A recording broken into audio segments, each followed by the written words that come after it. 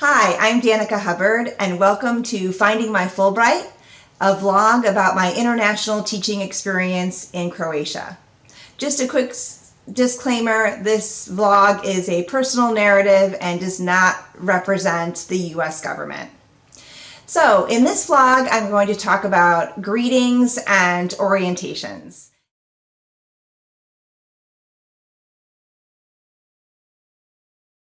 And I'll start with the University of Zadar.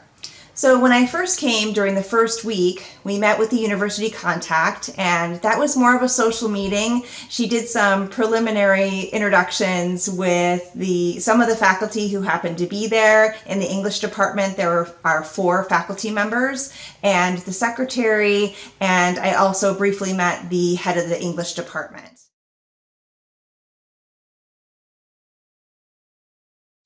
But it ramped up into a full-blown orientation the following week.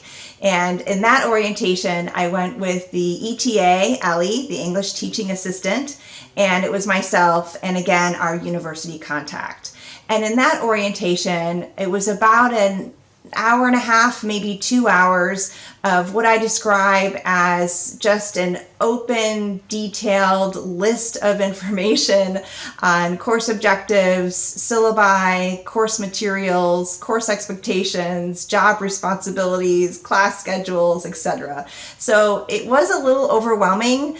There was a grid that the university contact color-coded, and that sort of helped, but the classes at University of Zadar in contemporary English language meet on the hour, the half hour, 10 minutes after the hour, 20 minutes after the hour. You kind of get the gist. So there's not a real consistency. So it's a little bit daunting to navigate at first. So I did, to be honest, take the weekend and digest a lot of that information and try to solidify it.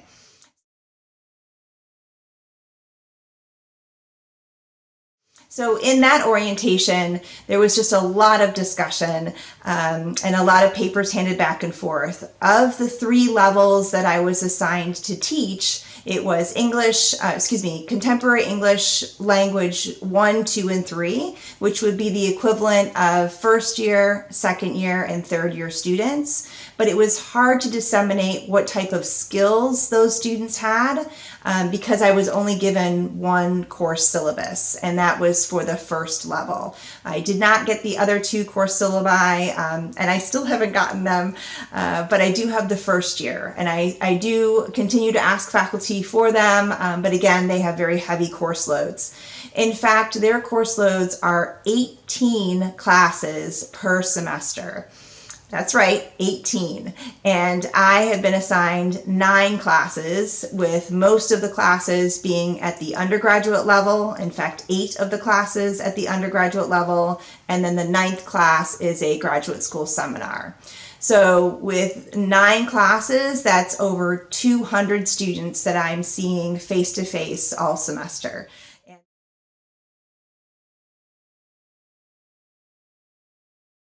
We, again, we're shown around. Every classroom is locked at the University of Zadar, and I did get communal keys to some of the classrooms. They're all over the place. There's a beautiful building that has stone pillars and archways, and it's aesthetically pleasing, but there are a lot of stairs. So I was given a fob key for the 1 elevator that is available in the building.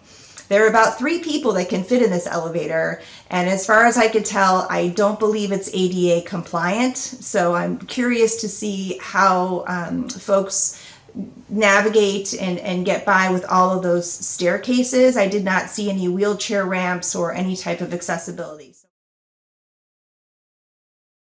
So after that discussion in the faculty office, we went to a faculty and student reception, and we didn't know that there was a reception that we were attending that day, but again, we found out on the way walking to the reception, and the head of the department was there and the students within that program. So it was a very full orientation and all of the faculty.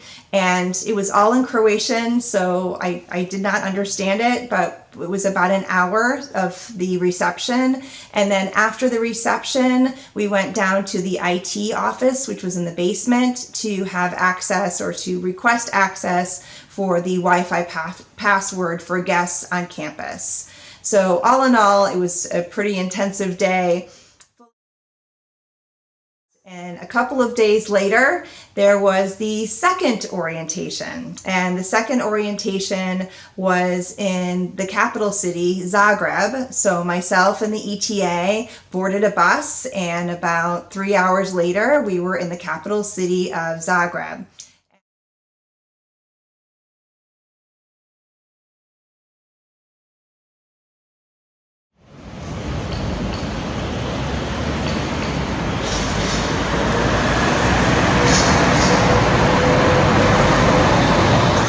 Orientation was a couple of days long as well. They put us up, the embassy, the accommodations were absolutely breathtaking. We stayed at the Hotel Esplanade, which was built in 1925 and was a stop on the Orient Express train coming from Paris to Istanbul. And it was Art Nouveau style and well appointed, and we were very well taken care of.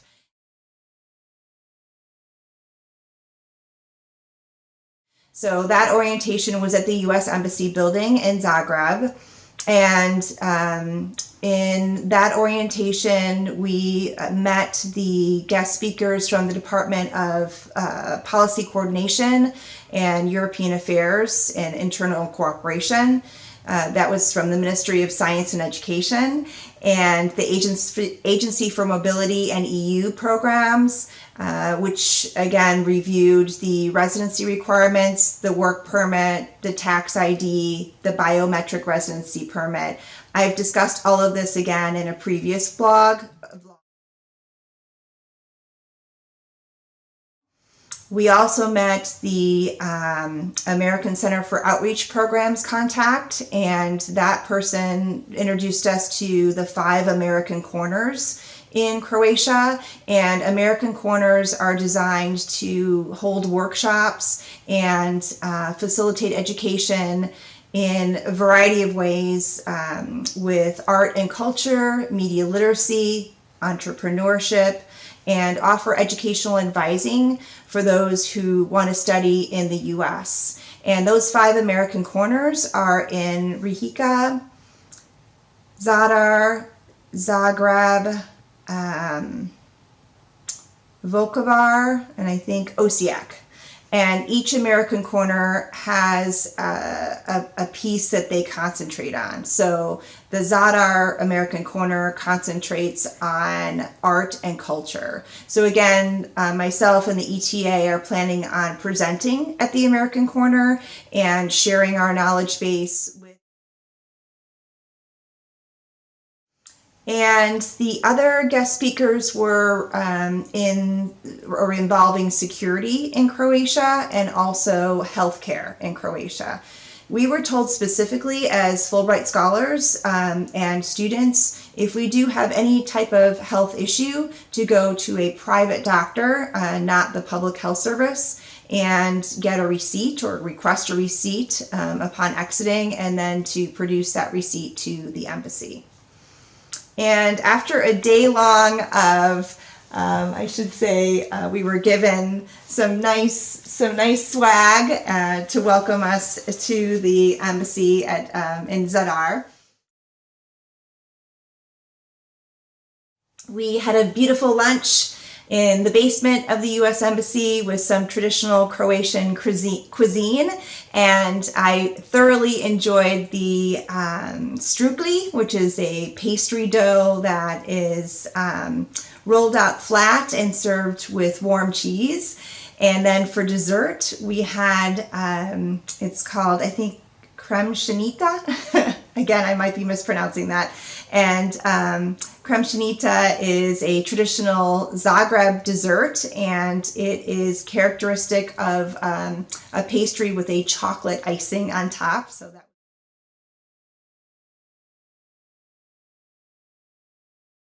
Finally, that evening, we went to a reception at the public affairs officer of the embassy's home, her apartment, and we had hors d'oeuvres, and the U.S. ambassador came to that reception. We were able to mingle with other Fulbrighters from Croatia and ask about their projects and their experiences in the field. So,